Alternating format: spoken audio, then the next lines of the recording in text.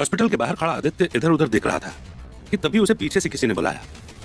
आदित्य ने पीछे मुड़कर देखा तो उसे अनामिका दिखी, जो अपनी मां अवनी के साथ जनरल बख्शी को हल्का सा सहारा देते हुए हॉस्पिटल से बाहर आ रहे थे। आदित्य की ओर बढ़ते हुए अनामिका ने कहा, हमें लगा शायद आप चले गए हैं, लेकिन अच्छा हुआ आप यहीं बाहर मिल गए, बिकॉज दादू आपसे एक बार मिलना चाहते थे। अनामिका की बात सुनकर आदित्य जनरल बख्शी की ओर बढ़ा ही था कि पीछे से वीआईपी हूटर की आवाज के साथ एक व्हाइट एम्बेसडर वहां आकर रुकी, जिसमें से एक मिडिल एज का लंबा चौड़ा हैंडसम आर्मी ऑफिसर निकला। ये और कोई नहीं विनोद था, जनरल बख्शी का बेटा, जिसे देख खुशी से झूमते हुए अनामिका ने कहा, पापा आप आ गए। विनोद को देख बख्शी फैमिली के चेहरे पर मुस्कान आ गई, लेकिन दूसरी ओर विनोद के चेहरे पर चिंता और तनाव साफ झलक रहा था। पापा आप इतनी जल्दी बाहर कैसे आए? मुझे तो डॉक्टर ने फोन पर बोला था कि आप बेड से उठ भी नहीं सकते, और फिर आप यहाँ चलकर कैसे आ गए? क्या चल रहा है यहाँ? कोई मुझे बताएगा? विनोद को टेंशन में देख बख्शी सर ने पहले तो उसे रोका और फिर थोड़ा मुस्कुराते हुए कहा, अरे भाई एक सेकंड सब्र तो करो, सब बताते हैं। जनरल बख्शी, अनामिका और अवनी सारी कहानी विनोद को बताते हैं। जैसे जैसे कहानी आगे बढ़ती है, विनोद की आंखें क्यूरियोसिटी से बड़ी हो जाती हैं और वो बख्शी सर की तरह आदित्य को घूरना शुरू कर देता है। आदित्य भी विनोद को देखता है, उसके चेहरे पर खुशी होती है। विनोद दिखने में हट्टा कट्टा 6 फुट का लंबा आदमी है और उसकी आंखें ऐसी पहनी थीं कि वो आदित्य को बस घूरने से ही अपनी ताकत बता पा रहा था। जैसे ही कहानी खत्म हुई, विनोद आदित्य की तरफ बढ़ा और उसने उसे कसकर गले लगा लिया और कहा, thank you so much Aditya, we are very pleased and happy to have you with us. हम आपका यह एहसान कभी नहीं चुका पाएंगे, लेकिन मेरा बस एक सवाल है, आपने सब कुछ किया कैसे? विनोद ने आदित्य को छोड़ते हुए पूछा।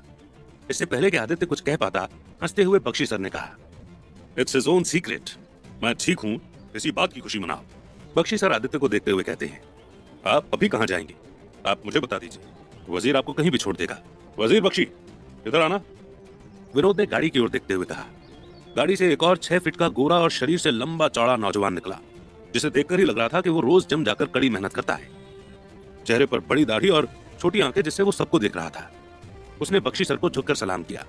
बख्शी सर ने मुस्कुराकर उसके कंधे पर हाथ रखा और कहा, ये वजीर है आदित्य, ये हमारे सबसे खास दोस्त जुबैर अहमद का भतीजा है। वजीर, आज से तुम आदित्य को भी हमारी फैमिली की तरह ट्रीट करोगे। अभी इन्हें अपनी गाड़ी में बैठा लो और जहां पर भी इन्हें जाना है वहां इन्हें ड्रॉप करके आ जाओ। जाओ। आदित्य ने एक हल्की सी मुस्कान के साथ कहा, इट्स ओके सर, मुझे आज वॉक करके ही घर जाने का मन है, बट हाँ, अगर फिर मुझे कभी इसकी जरूरत हुई तो मैं बेझिझक आपसे कह दूंगा, but it's okay for now, thank you so much for asking.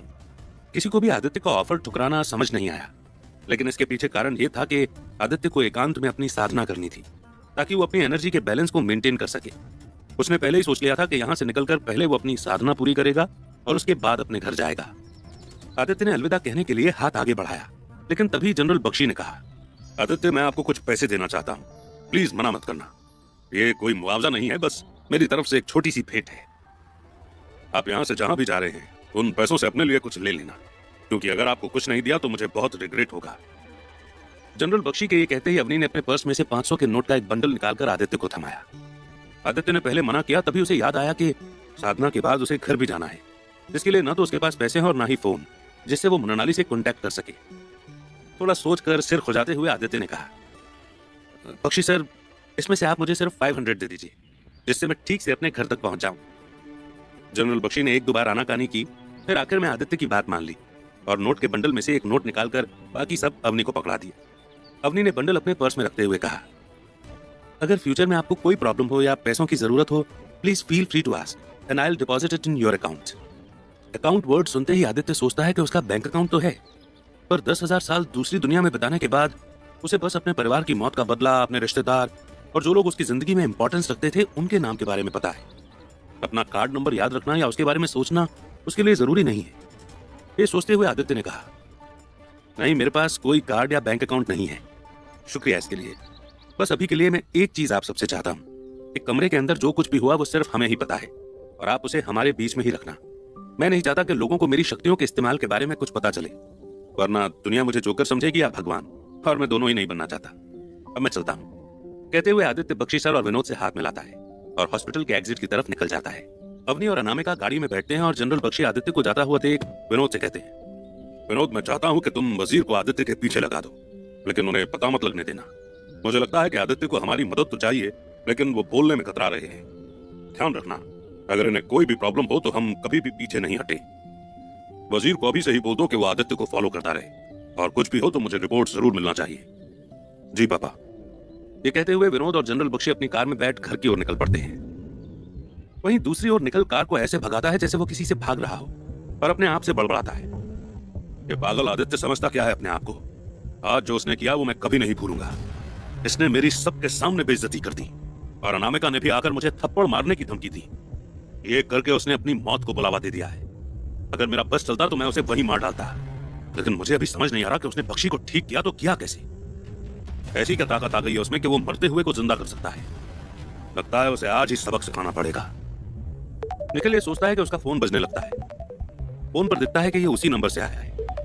गाड़ी को साइड में रोकते हुए निखिल फोन उठाता है। हेलो, तुम पहुंच गए? हाँ सर। देखो हॉस्पिटल में एक आदमी होगा, लंबी दाढ़ी और बाल, आंखें ऐसी कि नशे में ही रहता हो, उसी को मारना है। ऐसा सेम आदमी अभी बहुत देर तक गेट पर खड़ा था, कोई आर्मी ऑफिसर से बात कर रहा था और अभी जस्ट निकला है। कहो तो रास्ते में निपटा दें। अरे अभी नहीं, वो कोई नॉर्मल आर्मी ऑफिसर नहीं था, वो आर्मी जनरल विनोद था।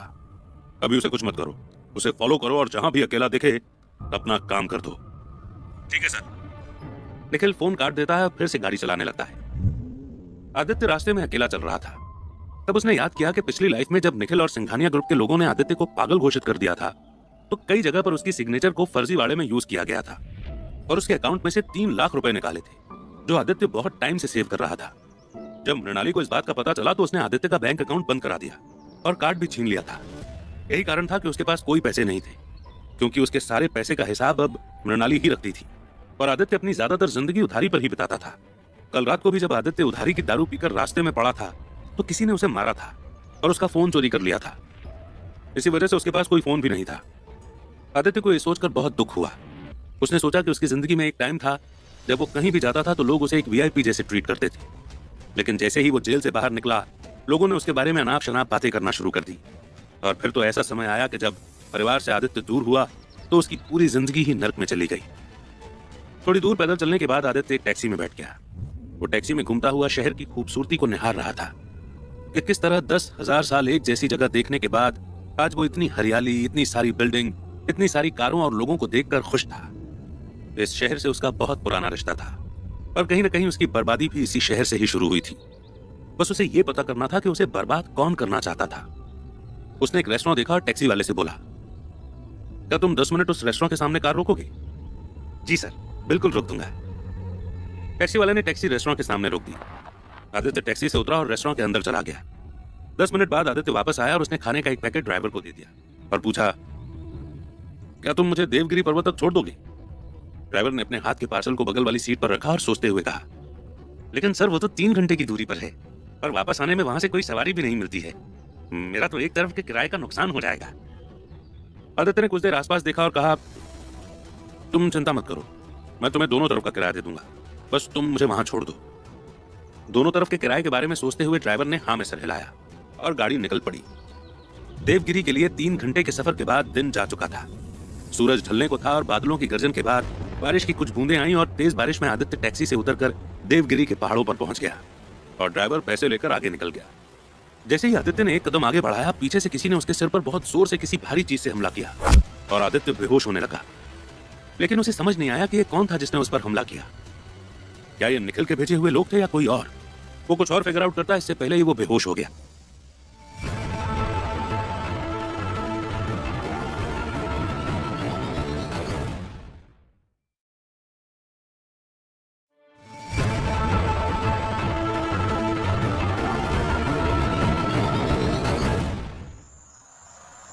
आदित्य धड़ाम से नीचे गिर गया। रात के अंधेरे में जानवरों की आवाज के अलावा कोई आवाज नहीं थी। घास हल्की गीली थी और उसमें रेंग रहे झिंगुर अंधेरे में लगातार अपनी आवाज गुनगुना रहे थे और ठंडी हवा के झोंके आदित्य के गाल पर पड़ रहे थे। बादल छट चुके थे और पूनम का चांद आसमान से इतनी रोशनी दे रहा था कि आसपास सब कुछ हल्का नजर आ रहा था। जिस आदमी ने आदित्य पर हमला किया था उसने उसे पांव से घसीट कर खुले मैदान में पटक दिया और उसके हाथ बांध दिए। कुछ देर बाद आदित्य होश में आने लगा, लेकिन जब उसकी आंख खुली तो खुद को उसने जमीन पर पड़ा हुआ पाया, पर उसे आसपास कोई नहीं दिखा। आदित्य ने उठने की कोशिश की, लेकिन वो खड़ा नहीं हो पाया। उसने देखा कि उसके हाथ बंधे हुए हैं और सिर पर दर्द महसूस हुआ, तो उसे समझ में आया कि वहां से खून निकल रहा था। आदित्य ने आंख बंद करके सोचा कि उस पर हमला किसने किया, और तभी उसे सामने से आवाज आई, लगता है ये पागल अभी भी जिंदा बच गया। देखो इसकी दाढ़ी और बाल से तो ऐसा लग रहा है जैसे बहुत बड़ा साधु होगा। अभी मजा चखा के बताते हैं इसको कि कितना बड़ा साधु है ये। आदित्य ने गौर से देखा कि उसके सामने दो जुड़वा भाई खड़े थे। एक टकला था और दूसरे के लंबे बाल थे। आदित्य को उनके चेहरे याद नहीं आ रहे थे। आदित्य एक टक उनको देखता रहा और फिर उसने जोर से चिल्लाते हुए कहा, कौन हो तुम दोनों और क्यों अपनी मौत को बुलावा दे रहे हो? अगर तुम्हें मुझसे कुछ काम है तो कहो, वरना जितनी जल्दी हो सके यहां से निकल लो। इतनी अकड़ दिखा रहा है, तू है कौन? औकात क्या है तेरी? टकले लफंडर ने पूछा, जिस पर आदित्य ने हंसते हुए कहा, मैं वो हूं जो आज तुम्हारी बीवियों को विधवा और बच्चों को यतीम बना सकता है। लेकिन उसके पहले यह बताओ कि तुम हो कौन? जाने पहचाने तो लग रहे हो पर याद नहीं आ रहा। किसी ड्रामा कंपनी में एक्टर हो क्या? आदित्य की बात सुनते हुए दोनों भाई हंसने लगे और फिर लंबे बाल वाले ने कहा, देख बे, हमारी शादी तो नहीं हुई लेकिन बच्चे जरूर घूमते होंगे गलियों में। दोनों भाई हंसने लगते हैं। फिर टकला कहता है, मैं तेजा हूं और ये डागा। तूने लाइटनिंग अटैकर्स का नाम तो सुना ही होगा, और अगर नहीं तो फिर तो तू बहुत बड़ी गलती कर रहा है। आदित्य को नाम सुनते ही याद आया कि इन दोनों को लाइटनिंग अटैकर्स बुलाते थे, क्योंकि ऐसा बताया जाता है कि इनके हमले की स्पीड लाइट के बराबर रहती है और कोई भी हमले को आता हुआ नहीं देख पाता है। आदित्य ने एक बार फिर कहा, देखो तुम जो कोई भी हो, जितनी जल्दी हो सके यहां से चले जाओ, नहीं तो फिर बाद में जाने के लायक नहीं रहोगे। दोनों भाई एक दूसरे को देखने लगे और फिर तेजा ने कहा, बड़े हम इससे बात ही करते रहेंगे या इसे मारेंगे भी? हाँ छोटे, बात तो तेरी सही है। जिस स्पीड से हम हमला करते हैं उस स्पीड से तो यह सवाल किया जा रहा है। सवालों का तो पता नहीं, लेकिन आज इसे खत्म कर देते हैं। दोनों भाई आदित्य की तरफ बढ़ते हैं कि तभी पीछे से आवाज आती है, रुक जाओ, आदित्य जी को हाथ मत लगाना वरना तुम लोगों के लिए अच्छा नहीं होगा। आदित्य को समझ नहीं आया कि आवाज कहां से आई। फिर कहीं दूर झाड़ियों में हलचल हुई तो उसने देखा कि वहां वजीर खड़ा था, जो ये कहते हुए आदित्य के पास आ गया, आदित्य जी, बख्शी सर को लगा ही था कि आपकी जान को खतरा हो सकता है। आप चिंता मत कीजिए, मैं हूं आपके साथ। इन दोनों को तो मैं अकेला ही संभाल लूंगा। मैं गारंटी देता हूं कि आपको कुछ नहीं होगा। ये कहते हुए वजीर उन दोनों की तरफ बढ़ता है और दूसरी ओर वजीर को आते हुए देख आदित्य ने सोचा कि अब चाहे वो कुछ भी कर ले, वो अपनी शक्ति का पूरा इस्तेमाल नहीं कर सकता, क्योंकि उसकी शक्ति के इस्तेमाल में अगर वजीर को कुछ हो गया तो बख्शी परिवार से जुड़ना और कुछ भी प्लान करना सब वेस्ट चला जाएगा। और साधु ने तो पहले ही कहा था कि कभी भी उसकी दिव्य शक्तियों का इस्तेमाल किसी निर्दोष के खिलाफ नहीं होना चाहिए। आदित्य वजीर से कुछ कहता है, इसके पहले ही दोनों भाइयों ने वजीर पर हमला कर दिया। वजीर को देख आदित्य भी हैरान था, क्योंकि दोनों भाइयों पर वजीर भी कोई कम नहीं पड़ रहा था। 6 फुट का लंबा आदमी अपनी फाइटिंग स्किल्स को बड़े ही आसानी से दिखा रहा था। वो कभी तेजा को पंच मारता तो कभी डागा को, कभी तेजा की लात को डिफेंड करता तो कभी डागा के पंच को।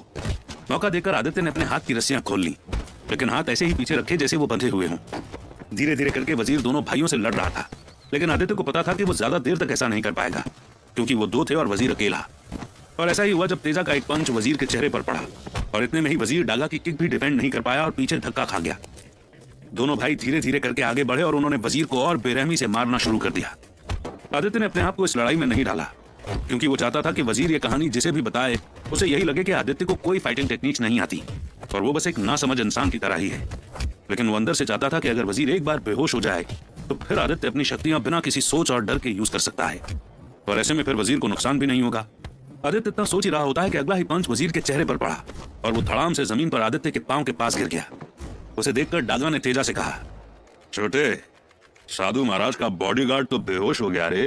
तेजा आदित्य की ओर देखते हुए कहता है, अब तेरा क्या होगा कालिया? दोनों भाई आदित्य की तरफ बढ़ने लगे। आदित्य फिर अपनी आंखें बंद करता है और याद करता है कि किस तरह वो हमेशा सोचता था कि उसे ही क्यों चुना गया, उसे ही ये शक्तियां क्यों मिली जिनसे वो सब कुछ पा सकता है। आदित्य को दूसरी दुनिया का अपना सफर याद आया। उसे याद आया कि कैसे 10,000 सालों के सफर में वो एक बार डेड प्लेनेट से निकला था, जिस पर कोई जीवन नहीं था, यहां तक कि कोई पत्थर भी नहीं। कई लोग मानते हैं कि ऐसा कोई प्लेनेट नहीं है, ये सिर्फ एक कहानी है।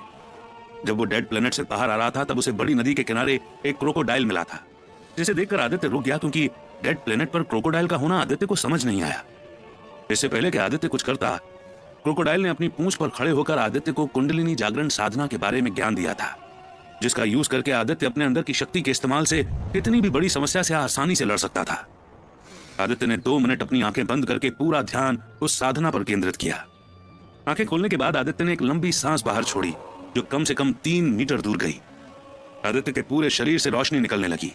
आसपास पेड़ पर बैठे पक्षी उड़ गए और अंधेरे में एक अलग ही ऑरा महसूस होने लगा। अब आदित्य के हाथों में इतनी ताकत थी कि वो सीमेंट के बड़े से बड़े बोल्डर को भी अपने एक हाथ से तोड़ सकता था। इस समय आदित्य की आंखें चमक रही थीं। डागा आदित्य की तरफ बढ़ा और एक लात जोर से आदित्य के सीने पर मारी, लेकिन आदित्य को कुछ नहीं हुआ, बल्कि डागा एक कदम पीछे धक्का खा गया। दोनों भाई एक दूसरे की तरफ देखने लगे, लेकिन उन दोनों को कुछ समझ नहीं आया। आदित्य उनकी तरफ देख रहा था। तभी दोनों भाई 5-6 कदम पीछे हुए और फिर तेजा ने डागा को अपने सिर के ऊपर उठाकर पूरी ताकत से आदित्य की तरफ फेंक दिया।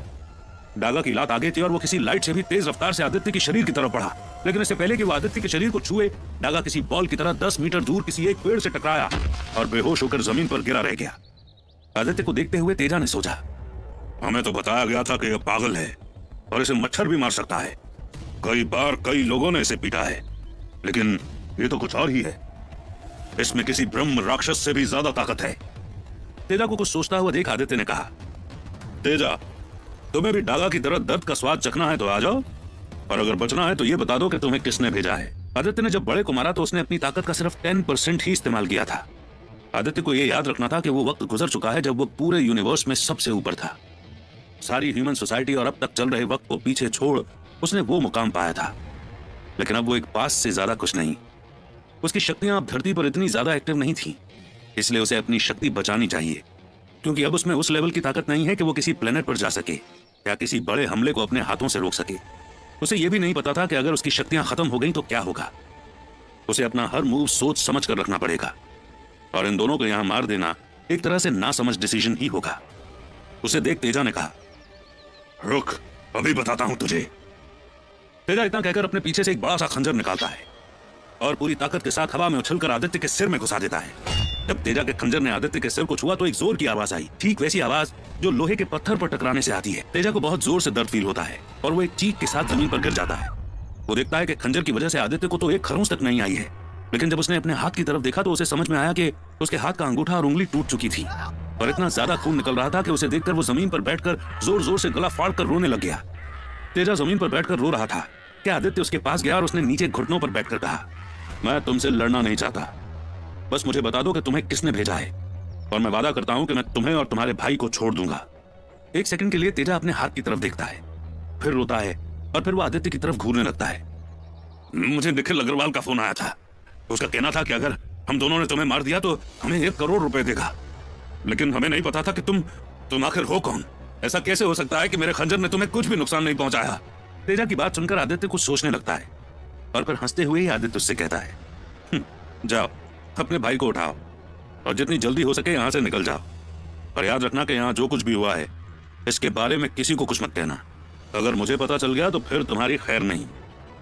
इतना सुनते ही दोनों अंधेरे में कहीं पर गायब हो जाते हैं।